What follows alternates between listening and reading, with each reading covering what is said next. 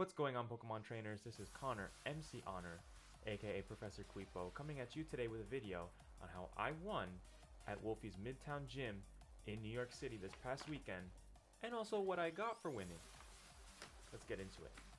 So first of all, for those of you that couldn't make it, the event was truly amazing. Now, mind you, I haven't been at any in-person events since like pre-COVID, and we're talking 2018, back when I used to play Cardfight Vanguard, and even way before then with respect to VGC and Pokemon. I think the last tournament that I was at was maybe Secaucus Regionals back in 2011, which I was way too young to be able to appreciate Pokemon for the competitive scene that it really is. But now that I'm older, I have, more time to be able to actually study up on Pokemon, how to properly EV train, IV breed, create strategies, etc. So, leading up to this event, my friend and I, we were trying our best to prepare a team in all the free time that we had after layering about for our 9 to 5. And I'll talk about my team in a little bit, but first I want to tell you more about the event. So when we got to the city, we first got some salmon locks in very classic Wolfe fashion over at Zucker's in Bryant Park. So for those of you that don't know that restaurant, they have amazing bagels, great smoked salmon. If you can eat that kind of food, definitely check it out. Then we went over to the Midtown gym, and let me tell you one thing. The line, it was long despite how cold it was, and the energy was amazing. People really brought their full selves. They were talking about their strategies, what teams they brought, and we were even all watching Wolfe's games because they were streamed up on a Jumbotron above the store. And like people that didn't know what was going on walking around in New York, they were like, "Oh, what is that? What are you guys standing around for?"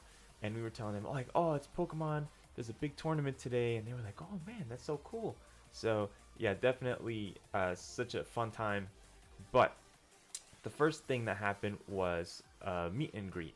So you walk into the store, and the first thing you see during the meet and greet session is Wolfe standing right there, waiting for you. And he chit-chatted with you for like about 30 seconds. Then you take a picture with Wolfe. And after him, you move on, so that way the next person can come in and take their picture with Wolfe. But Aaron Traylor, James Beck, and Aaron Zhang were all waiting there to also chit chat with you for a little bit and take a picture.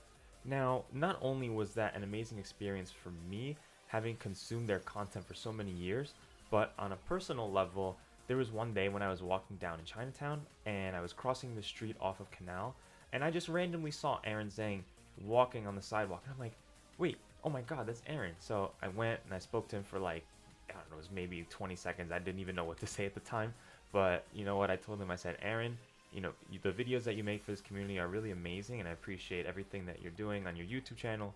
Keep up the great work." And that was basically it. I kind of like went about my day. But in that moment, I told myself, I said, you know what, the next time I see Aaron, I'm definitely going to be battling him, whether it's on the ladder or in person at an event. And you know what? There I was at the Midtown gym. Aaron was there, and I even told him the story, and he remembered me. So for me, that was the moment I was like, all right, James, Aaron Traylor, like, you guys are amazing, but I got a little something to pick with Aaron Zhang here, and we're going to battle it out. So I'll tell you about that in a little bit. After you take your pictures with, the Aarons, James, and Wolfe, we had to go back outside, wait for a little bit longer. It wasn't too bad. But then once our time was up, we went inside, and if you had to face against Wolfe, there was like an area sitting in the front of the store, so that way you had like a private showdown with Wolfe. But if you were facing one of the gym leaders, there was an area in the back where you basically got to pick if you wanted to face against Aaron Zhang, Aaron Traylor, or James. And of course, I had to face against Aaron Zhang. And to tell you the truth, it was a really close match.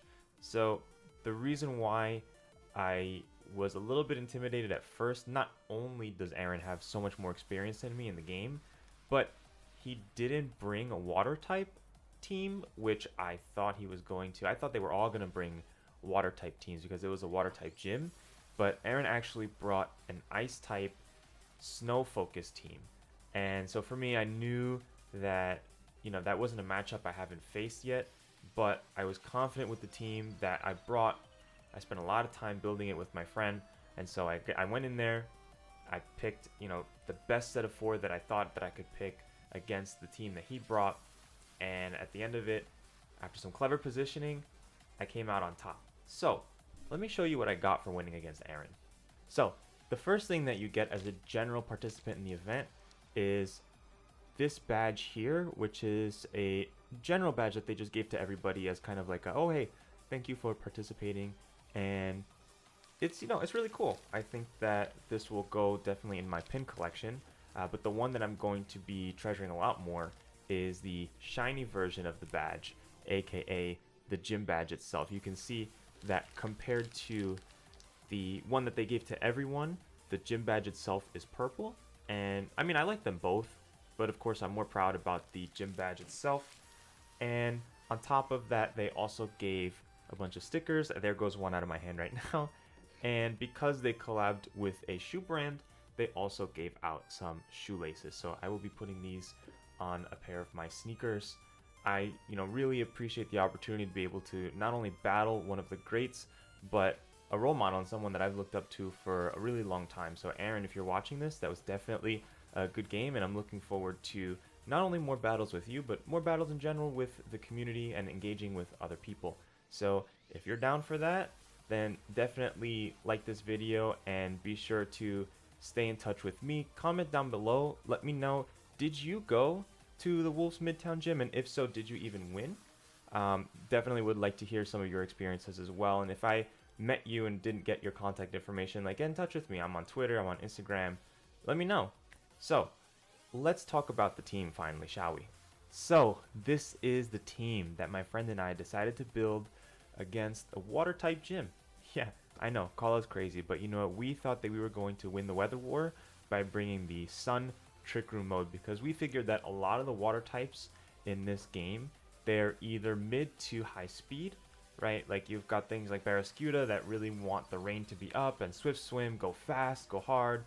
But we thought that, by bringing the sun, set up some trick room, we'll really take control of speed tiers and, blow them away with a lot of our strong attacks. So let's talk a little bit about how this team works.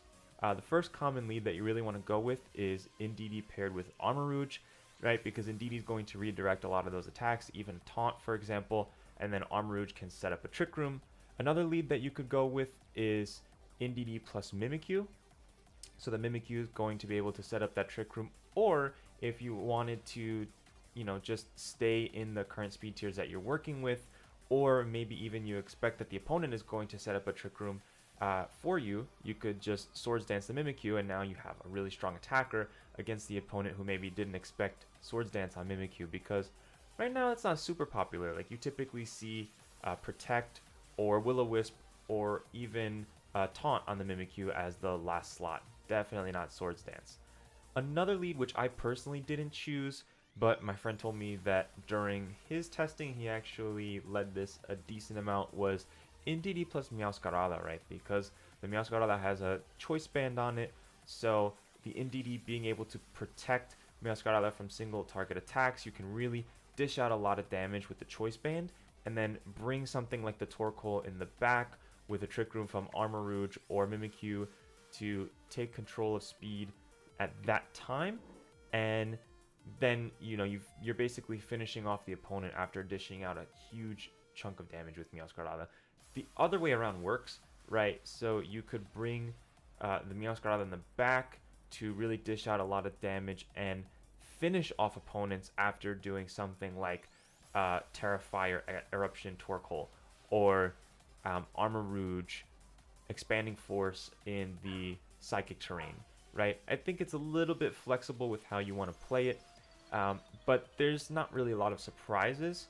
So the way that the team works, it's like, you have pretty much a few sets of game plans, and if the opponent figures out a way to counter your game plan, like by imprisoning the trick room, or maybe they work around the Indeedee, they force the Indeedee to switch out, and then they taunt the Armor Rouge on the trick room, or maybe they even have trick room themselves, right? So they undo your trick room, or their trick room attackers are stronger, then it's pretty much game over from there.